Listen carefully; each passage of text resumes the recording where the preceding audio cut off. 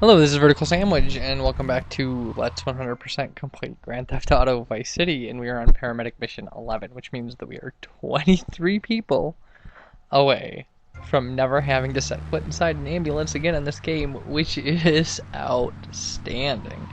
It also means that I'm approximately 24 minutes away, or 22 minutes away from not having to ramble on over and over and over. Like, I guess I could stop talking. Okay, so this is the other really difficult spawn point, and this is the only way you can do it. And I know I've done this before, but you just gotta edge close, let him get in the front seat.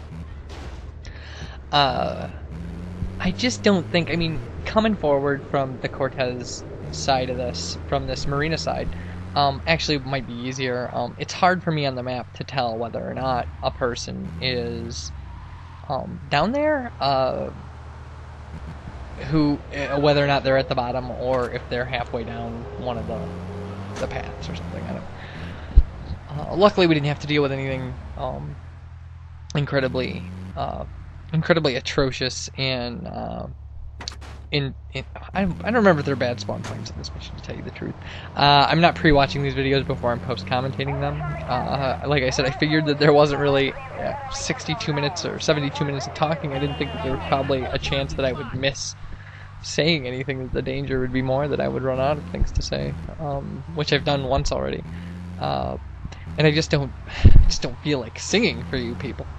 I don't know if you'd really want to listen to me sing. I thought about splicing in some audio of something, but I couldn't think of anything that was appropriate for ambulance missions. The only thing I associate with this kind of ambulance stuff is Tainted Love by Soft Cell, because of that Levi's commercial, which is probably the greatest commercial I've ever seen. But anyway, back to Grand Theft Auto Vice City. Alright, yeah, so the good news about this is once we're done with this, our money problems in the game will not be an issue. We're gonna earn. We've already earned more from what we've done so far in this mission. We've actually earned about 3 times as much as we had in every mission up to this combined. This particular mission, I think, spawned a lot of people on this stupid walkway, and again, you know, this is the bane of this location, is this walkway, and the fact that people spawn on it. Although, if like people say, if people spawn in the pizza restaurant at the other hospital and then are impossible to get out, I'd take this walkway every time. So, in the course of this little journey, you've seen me flip the ambulance, you've seen me run over cops, you've seen me pick up people in impossible locations, and I don't know that there's a lot more for you to really see, but luckily there's only going to be one more video after this, and at least at the end of that video you get to see me trash this stupid ambulance because I'm so happy, and buy a property. So yeah, as unnecessary as that is, I realized once I bought the property that I couldn't keep buying the property off camera. But enough about what's going to be in next mission. We're on this mission. So at this point, this is where if the game is really going to get you with something unexpected and crazy, this is where it's going to get you. It's going to get you in the last 2 missions every time. I hate to say that. I hate to discourage people and tell them things that, like, the highest likelihood is that they're going to get a bad spawn point in level 11 or level 12, or that they're going to flip the ambulance in level 11. But you're gonna. There's just more people to get. The majority of the work you're doing. I mean, a third of the people that you pick up in the entire set of missions are in the last 2 missions. You know, they're definitely in the last 3. I mean, the last 3 have 33 people, which is almost half. And I stayed crashed into that guy an extra long time because I was seriously biting back the anger of him hitting me there. I knew I couldn't chase him down and run him off the road and stuff. Not on level 11 of the paramedic missions. Not after I invested 53 minutes into doing this, or however long it had been. But I really wanted to. If I'd been doing anything else, that would have resulted in me chasing that guy down and pulling him out of his car and then killing him and then burning his car. Because again, we've already established that I have a horrible road rage problem when it comes to this game. When I first played this game, I couldn't drive after playing it. I made sure that, because like it really changed the way I thought about driving. I know that seems kind of ridiculous, but I really would see cops I lived in Milwaukee at the time, and I really would see cops on the corner and think about, like, I could pull them out of their car, grab their car. And it's just like, can't. I mean, you can't even, you know, this is real life. Like, it doesn't work that way. Like, you drag a cop out of his car, and you're going to prison.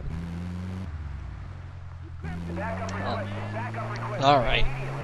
So, we're 5 minutes into this already. I do have to say that once I start kind of going at this, I mean, it really does. Time does fly.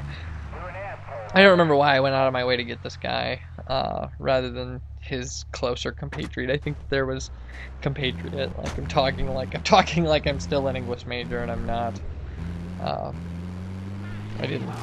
didn't finish my degree in English either. I am a college-educated video game commentating nerd. Anyway, my degree was in anthropology of all things, which one person told me once is a degree in do you want fries with that, which I thought was horribly insulting, but I guess they thought it was true. Anyway, back to Grand Theft Auto Vice City. Look at that, it's just me running into stuff. The upside of the later levels, you see, when you see a guy like that guy is not going to obey traffic, and you're not going to get around him. He's going to go through every red light. You just gotta hang back and stay kind of behind them and let them do the crate, and just hope they're not going where you're going. Because if you get ahead of them, they're going to come around you the minute you stop. And in an ambulance mission, that can literally be life or death for your run. The upside of level 11 and 12 is that, you know, if you've gotten to level 11 and 12 enough, you know, there is a certain level of looseness to them, because there are so many patients that it is kind of self-sustaining. I mean, your timer will get buoyed up by how many, you know, by the amount of people that you're picking up, and you'll always be around 2 or 3 minutes. And you know, if something is problematic, you know you can take your time, and usually at this point I'm so hypnotized by what I'm doing, it's so single-minded that I'm not really thinking about the clock, or, you know, it's just check the map, go to the next people, check the map, go to the next people, check the map, go to the next people. There's definitely a kind of zen that you get into with the routes and the people and the mechanics of this game. That can be very relaxing. I mean, if things aren't exploding on you and rolling over, you know, you really can reach a level of kind of comfort. I had no idea that there was a shotgun sitting there. When I passed it, I was like, oh, there's a shotgun drop here at the beach? But there is a level of zen. I mean, you really can get very comfortable doing these missions, and you get very focused, and you lose track of time. And that is the upside of this kind of thing.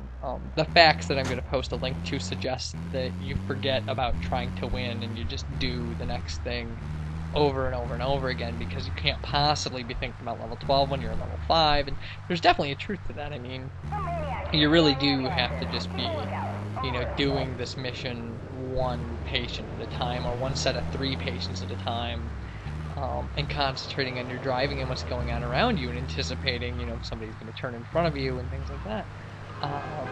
Because the kind of driving I'm doing right now is kind of unnecessarily reckless. I really could have slowed down.